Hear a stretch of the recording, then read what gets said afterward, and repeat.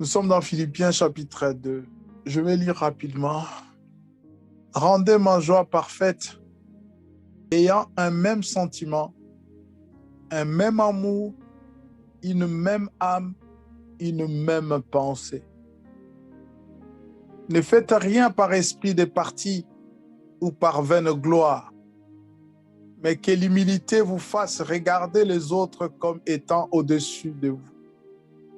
Et chacun de vous, au lieu de considérer ses propres intérêts, qu'il considère aussi ceux des autres. Et en vous, les sentiments qui étaient en Christ Jésus, lesquels existant en forme de Dieu, n'a point regardé comme une proie à arracher d'être égal avec Dieu, mais s'est dépouillé lui-même en prenant une forme de serviteur, en devenant semblable aux hommes et ayant paru comme un simple homme. Il s'est humilié lui-même, se rendant obéissant jusqu'à la mort, même jusqu'à la mort de la croix. C'est pourquoi aussi Dieu l'a souverainement élevé et lui a donné le nom qui est au-dessus de tout nom. Tendre Père, nous te prions de nous donner l'esprit qu'avait Jésus, qui au lieu de se regarder lui-même égal à Dieu, il a vu notre vulnérabilité, il a regardé à notre incapacité, il est venu comme un sacrifice. Il s'est offert en sacrifice tout en s'oubliant comme quoi il était Dieu. Et la Bible dit, c'est à cause de cela que dans le conseil de Dieu, il avait été décidé qu'il soit élevé au-dessus de tout et qu'il porte le nom au-dessus de tous les noms, pour qu'il soit le premier-né d'entre les morts, afin de pouvoir sauver quiconque aura foi à son œuvre à la croix. Je te rends grâce, Seigneur. Je prie pour mon frère Satel, pour mon frère Jacques, pour mon frère Blanchard. Je prie pour ma sœur Family, pour ma sœur Elika, ma sœur Nanette. Je prie, Seigneur, pour ma sœur Sandra. Je prie pour le frère Odon, pour le frère Doudou. Seigneur, je prie pour nos enfants aussi. Que nous ne puissions pas entrer dans cet esprit de rivalité, mais plutôt que nous puissions nous regarder, que nous puissions considérer les autres comme supérieurs à nous. Merci, cher Saint-Esprit. Merci pour ton amour, Papa. Oui, mon frère, je viens de lire ces portions de l'Écriture. Ça, c'est Paul qui parle. Il commence déjà à demander, à parler aux Philippiens pour leur exhorter de se consoler toujours en Christ, d'avoir une charité en Christ et d'être un en esprit et surtout d'être compatissant et miséricordieux. En cela, l'apôtre Paul est en train de réclamer quelque chose pour lui aussi. Étant que père dans la foi,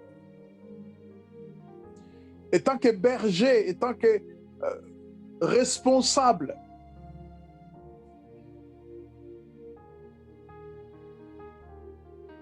il dit, mes enfants, rendez ma joie parfaite.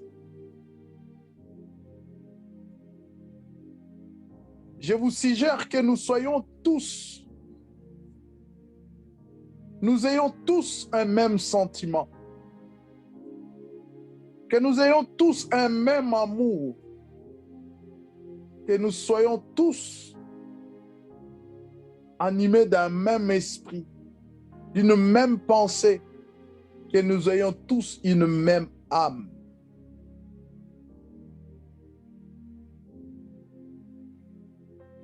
Et bien aimé, je pense que ça, c'est le cri d'un père qui a souci de son foyer. Un père qui veut avoir ses enfants avancés. Parce qu'il a une certaine expérience. Parce qu'il a quelque chose que Dieu lui a mis à cœur pour ses enfants.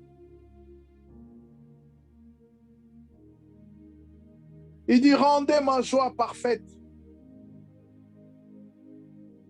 Et un même sentiment, un même amour, une même âme, une même pensée. Oui, bien-aimé, ici Paul, lorsqu'il parle de ces choses, il n'est pas en train de s'adresser à ses enfants ou aux Philippiens en ce qui concerne leur foyer, en ce qui concerne leur vie, en dehors de la vie chrétienne. Il est en train de les exhorter de pouvoir avoir un même sentiment dans l'œuvre du Seigneur, de pouvoir avoir un même amour dans l'œuvre du Seigneur, avoir une même âme, les sentiments, les émotions que nous exprimons dans l'œuvre du Seigneur, avoir une même pensée dans l'œuvre du Seigneur. Cela est possible que lorsque, bien-aimés, nous nous aimons réellement, lorsque nous n'avons pas de discrimination, lorsque nous nous rejetons pas les uns les autres. Il commence ce verset, il dit, rendez ma joie parfaite.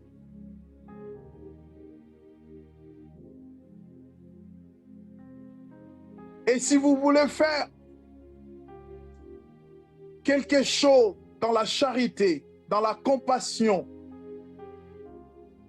faites-le. Mais que cela soit vraiment ainsi. S'il y a quelques soulagements dans la charité, s'il y a quelques unions de l'esprit, s'il y a quelques compassions et quelques miséricordes, rendez ma joie parfaite. C'est le même cri que je peux pousser ce soir. C'est le même cri que je peux faire entendre dans nos oreilles ce soir. Oh bien-aimé, s'il vous plaît. Si aujourd'hui, nous ne pouvons pas nous supporter, si aujourd'hui, nous ne sommes pas capables de nous aimer, de faire miséricorde, d'avoir compassion les uns les autres, demain, ça sera très compliqué. Demain, ça sera très compliqué. Pourquoi? Je l'ai toujours dit ici, bien-aimés. Nous qui sommes aujourd'hui dans Philadelphie, nous sommes cette sémence, cette prémisse que Dieu a jetée au sol. Et demain, c'est nous qui porterons des fruits. Et les fruits que nous allons porter, bien-aimés, si aujourd'hui la sémence est pourrie, oh, croyez-moi, Seigneur, croyez-moi, bien-aimé, la récolte ne sera pas bonne aussi. Si aujourd'hui la sémence n'est pas de bonne qualité, dites-vous, la récolte sera pareille. Voilà pourquoi ici, je nous ai toujours dit, nous sommes là comme les présages, nous sommes là comme ces prémices, nous sommes là, bien-aimés, comme un agriculteur, surtout je fais allusion dans nos pays, qui a sémé des arachides et à la fin de la récolte, il enlève toujours une quantité qu'on ne touche pas. Et cette quantité lui servira à la récolte l'année prochaine. C'est de même quand, lorsque Élie fouillait devant Jézabel, et Élie ne savait pas que Dieu s'était déjà réservé au moins 700 prophètes pour lui parce que la récolte était devant, parce que la saison était devant. Oh, je pense aussi pour la Philadelphie. La saison de la Philadelphie est devant. La saison de ton ministère, la saison de ton service, la saison de tes promesses est encore devant toi. Peut-être tu crois aujourd'hui, tu vois, oh, non, nous sommes au printemps et bientôt nous allons passer en été. C'est pareil, bien-aimé. Dieu travaille aussi comme ça avec son Église. Lorsque Jésus vient sur la terre, Jésus ne trouve pas une Église chrétienne. Jésus ne trouve pas une Église qui parle du Messie comme quelqu'un qui devrait venir en chair, souffrir et mourir sur le bois maudit du calvaire. Jésus trouve une religion, je dirais. Il trouve une promesse et tout un peuple lié à cette promesse, qui attendait cette promesse, alors qu'à la réalisation de la promesse, ce même peuple qui attendait la promesse n'ont pas su comprendre, n'ont pas su saisir le temps de Dieu pour comprendre que la promesse avait atteint son accomplissement. C'est pareil pour nous, bien-aimés. Si nous avons un même sentiment, si nous avons une même âme, si nous avons une même pensée, bien-aimés, notre pensée doit être celle-ci. Notre sentiment dans notre âme doit être celui-ci. Nos pensées ou notre pensée doit être celle-ci. L'œuvre du Seigneur ou rien. La gloire du Seigneur ou rien. Élever le nom de Jésus ou rien. Proclamer le nom de Jésus ou rien. Prêcher le nom de Jésus ou rien. Témoigner au monde que Jésus est venu pour mourir à la croix afin que l'humanité entière soit sauvée de son péché à la seule condition de croire à ce qu'il a fait à la croix. C'est ça la pensée qui doit nous animer ici à Philadelphie. C'est ça la pensée qui doit être nôtre. C'est ça que nous devrions porter dans notre pensée. C'est ça les sentiments que nous devrions avoir. Nous devrions avoir cet élan, ces sentiments de nous encourager les uns les autres pour servir le Seigneur. Rien que le Seigneur, pas un homme, pas une corporation, pas une entité, pas une religion, mais rien que le Seigneur. Rien que le Seigneur. Et lorsque nous allons entrer dans cette dimension où lorsque Jésus vient sur la terre, il ne regarde pas à lui-même, il ne regarde pas qu'il est Dieu, il ne regarde même pas qu'il peut faire le miracle, il peut nourrir des hommes et des femmes et des enfants, il peut marcher sur l'eau, il peut changer l'eau en vin, il peut guérir toute maladie, ressusciter les morts. Il ne regarde pas ça, bien-aimé. Jésus se fait entourer de gens de la classe moyenne. Il se fait entourer des gens qui n'avaient vraiment pas de notoriété, des gens qui n'avaient pas vraiment d'influence, des gens, je dirais, normaux. Parce qu'ils n'avaient rien à prouver. Ils n'avaient rien à prouver, Jésus. Bien-aimés, ceux qui se cherchent, surtout je parle dans l'œuvre du Seigneur, parce qu'ils ont quelque chose à prouver. Dis-toi, mon bien-aimé frère Satel, tu n'as pas à prouver à quelqu'un que tu es appelé.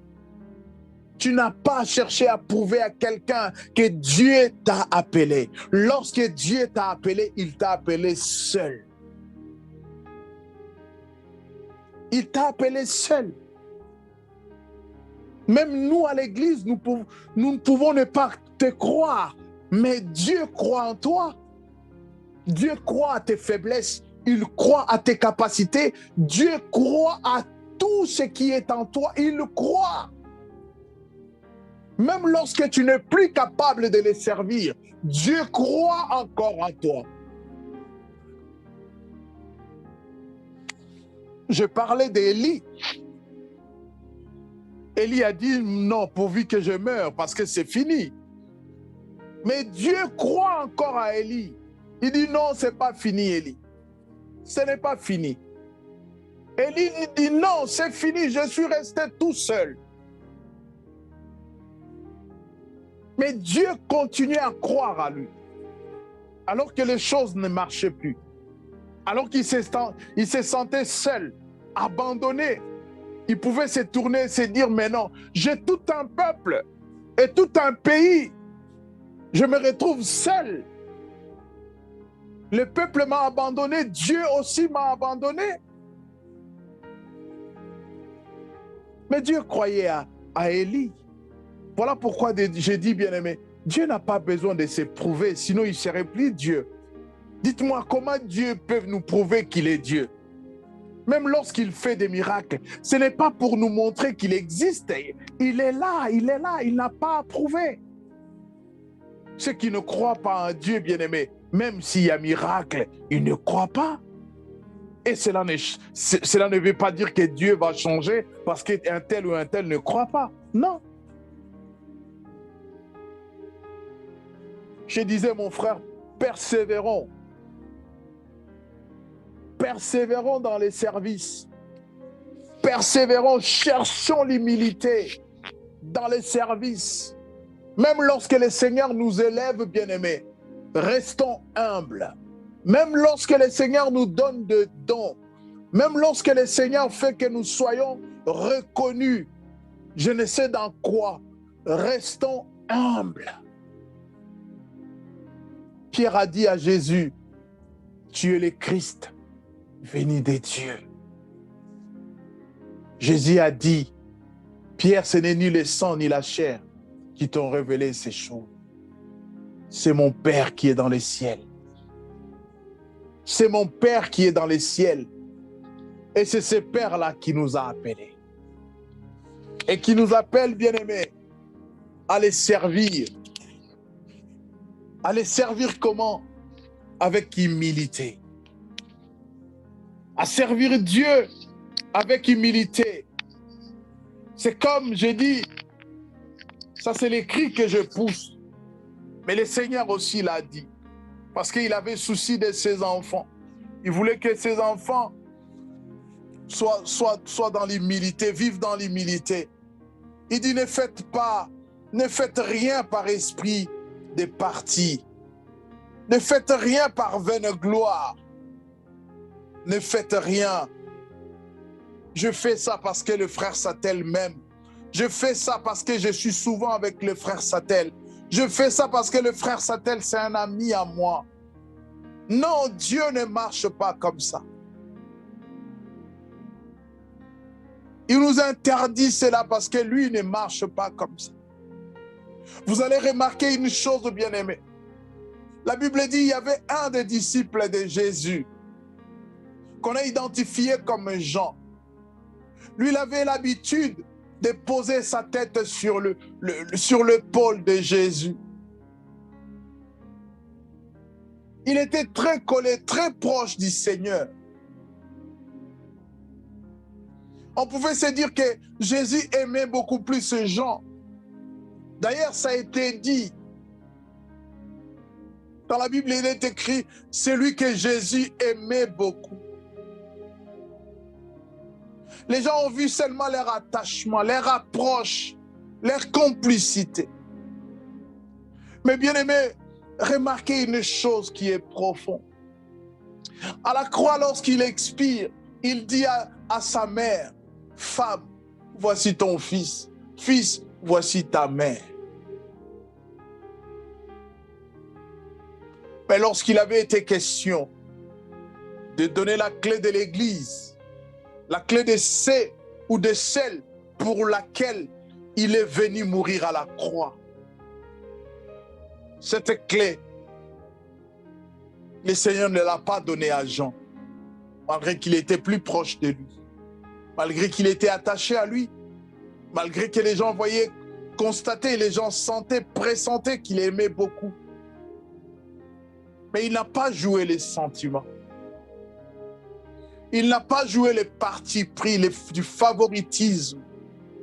Il ne s'était pas dit, non, parce que je suis beaucoup plus avec Jean, je blague beaucoup avec Jean, on s'appelle beaucoup avec Jean, on est souvent, on mange ensemble avec Jean, je pense que c'est à lui que je... Non, bien-aimé, ces choses ont tué l'Église. Aujourd'hui, les gens ont tronqué le ministère à cause des relations charnelles. Les gens ont fait trimballer les appels à cause des relations charnelles.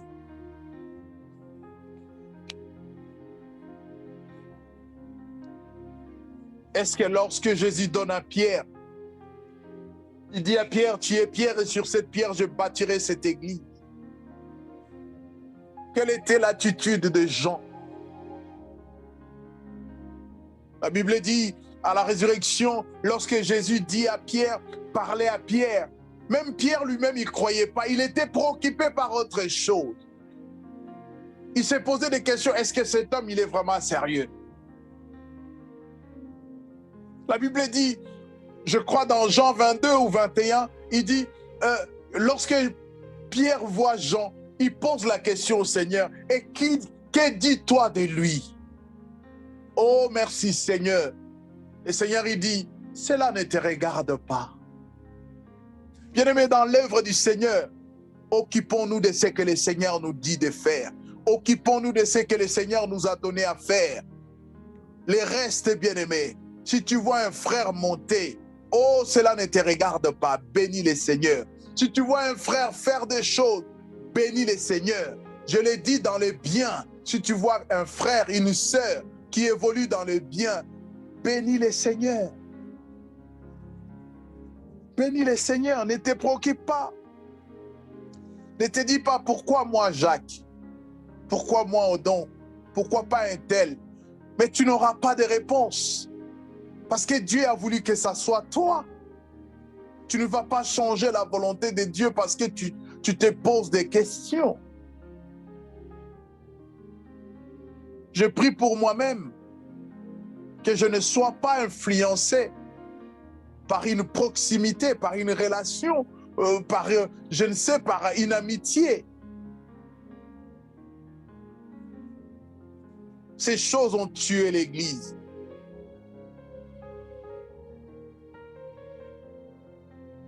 Ayons l'humilité comme base. Ayons l'humilité comme fondement. Que chacun de vous, au lieu de considérer ses propres intérêts, considère aussi ceux des autres. Seigneur, je prie pour qu'à Philadelphie, que cela soit un temps ainsi, que je ne puisse pas considérer mes intérêts à moi, que je ne puisse pas considérer mes intérêts à moi, Seigneur, parce qu'un frère va me donner de l'argent et que je ne me pose pas de questions, qu'est-ce qui va se passer après? Parce qu'un frère m'a promis une chemise et que je ne me pose pas de questions, quel est le besoin d'autres frères ou d'autres sœurs? Oh Seigneur, donne-nous à ne pas être égoïste. Donne-nous, Seigneur, à ne pas vouloir tout avoir seul. Que nous ayons, Seigneur, l'amour que toi t'avais. Cet amour, la Bible dit, et en vous les sentiments qui étaient en Christ. Seigneur, quels sont les sentiments qui t'animaient? Tu étais animé d'un sentiment, le Seigneur était animé d'un sentiment de pitié. Il était animé d'un sentiment de miséricorde. Lorsque dans Jean 9, la Bible dit, lorsqu'il regarda la foule, il eut compassion. Oh, chère servante, chers serviteurs de Dieu, chers enfants de Dieu dans Philadelphie, est-ce que nous avons la compassion les uns les autres? Est-ce que nous nous compatissons les uns les autres? Je parle d'abord de nous localement. Est-ce que nous compatissons? La Bible dit, ayez les sentiments qui étaient en Christ Jésus. Lorsque Pierre sort son épée pour couper l'oreille d'un serviteur qui était venu chercher Jésus, Jésus n'a pas regardé ses intérêts. Jésus n'a pas dit, ouais, ça va, c'est ton problème, voilà, tu l'as cherché, tu l'auras. Non, il n'a pas dit cela. Il a cherché la paix et pour Pierre et pour lui-même et pour tout le monde. Et pour tout le monde. Est-ce que c'est le cas pour nous? Si j'élargis, je pose la question pour l'Église en général. Est-ce que nous sommes compatissants?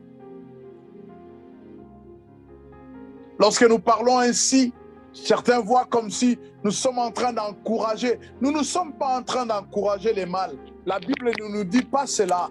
Je pose la question juste par rapport à ce que la Bible dit, les sentiments qui étaient en Christ Jésus.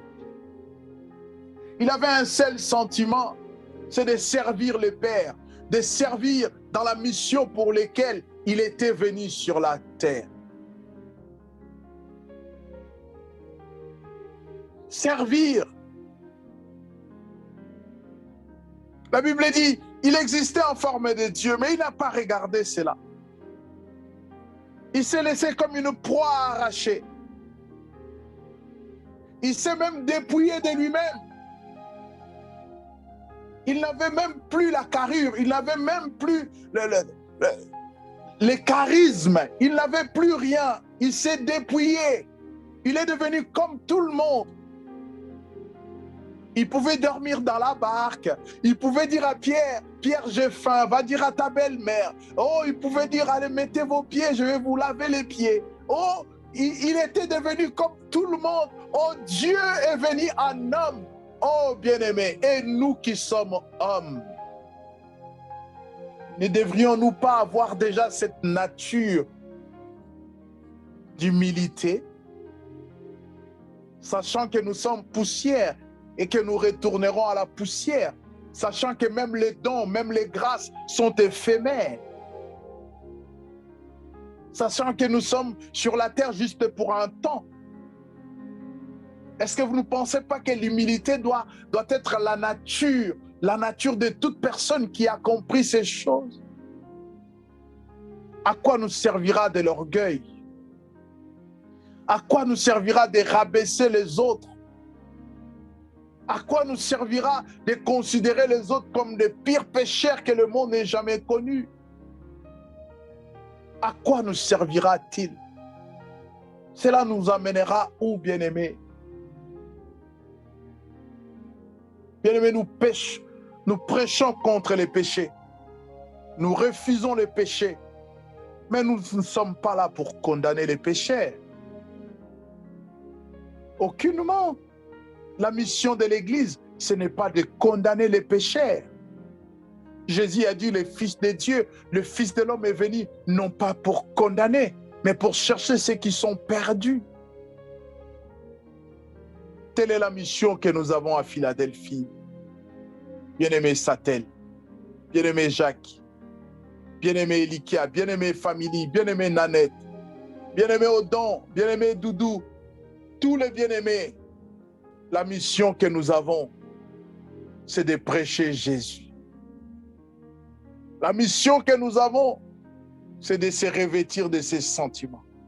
Lorsque nous avons les sentiments qu'avec Christ Jésus, oh bien-aimés, nous allons œuvrer pour que l'œuvre de Dieu aille de l'avant. Nous allons faire de sorte que les gens viennent en Christ. Nous allons faire de sorte que ceux qui sont tombés se relèvent. Nous allons faire de sorte que les malades soient guéris. Nous allons faire de sorte que ceux qui sont dans la famine trouvent de quoi mettre sous la dent. Nous allons faire de sorte que ceux qui sont dans la nudité trouvent de quoi se couvrir. Lorsque nous avons les sentiments qui avait Christ Jésus, c'est lui le bon samaritain qui amène cet homme qui avait été violenté. Il le laisse à la conciergerie avec une garantie. Il dit, tout ce que vous allez faire sur cet homme, mettez-le sur mon compte.